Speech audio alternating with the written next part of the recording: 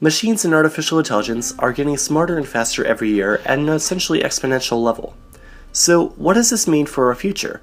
With robots and androids getting smarter and more human-like every year, will any of them eventually be granted rights and citizenship? AI personhood has been a bit of a hot topic for programmers and philosophers and the like for the past few decades. Be it in Wall-E or Her, you've probably seen the premise of what I'm talking about. The ability for artificial intelligence to feel and act consciously. The question is, could they be recognized as true individuals? What rights would even apply to them? Now, I'm not here to talk about whether or not robots could become conscious in the first place, but how that now conscious feeling machine would fare in society. Of course, to determine all this, it's important to get an idea of what it means to be a person at all. Which sounds like it should have a pretty straightforward definition, but there are a lot of complications for that. One may be inclined to think that personhood applies to, well, humans, right? Well, not if history will have a word with that. Back when the US still had slaves, those slaves were not technically US citizens. Actually, not really at all. They were more of a means of forced labor.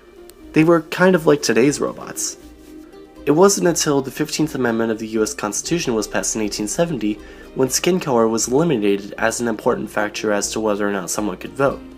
Voter suppression scandals aside. Even until decades later though, women were still not allowed to vote. So if we denied personhood to other humans based on arbitrary differences, what does that say for how we'll act with robots? So basically, people are dicks to each other. But what does that say about granting citizenship to beings that are literally not human, or even biological, not just people arbitrarily deemed inhuman? Well, for one, AI is not necessarily for granting citizenship to, but for other tasks that no human can be bothered to do. Take the exact situation you're in, watching this video, as an example. Several algorithm bots probably saw through your history and your habits, and through this channel, and recommended you this video, as well as what ads to put on it, assuming this video wasn't demonetized for, I don't know, me talk about slavery first. Anyway, for us, AI are essentially tools. Sure, smarter than a hammer, but still tools.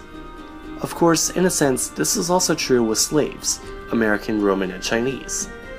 In ancient history, as well as in the present and the near future, there was and is an economic need for their labor, which spells another difficulty for humans to overcome. Now, if it seems I've been making some contradictory points in this video, things are different with robots.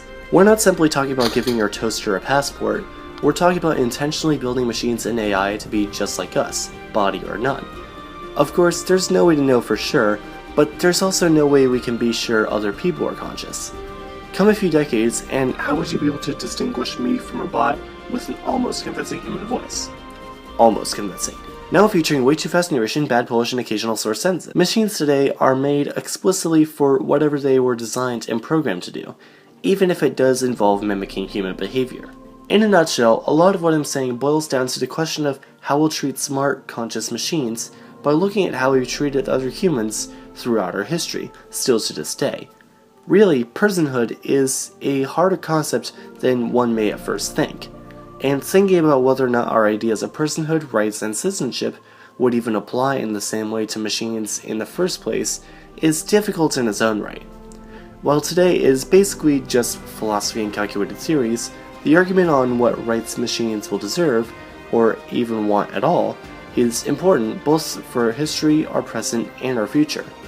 And not just our 22nd century future, this is the potentiality for the next 15 to 20 years.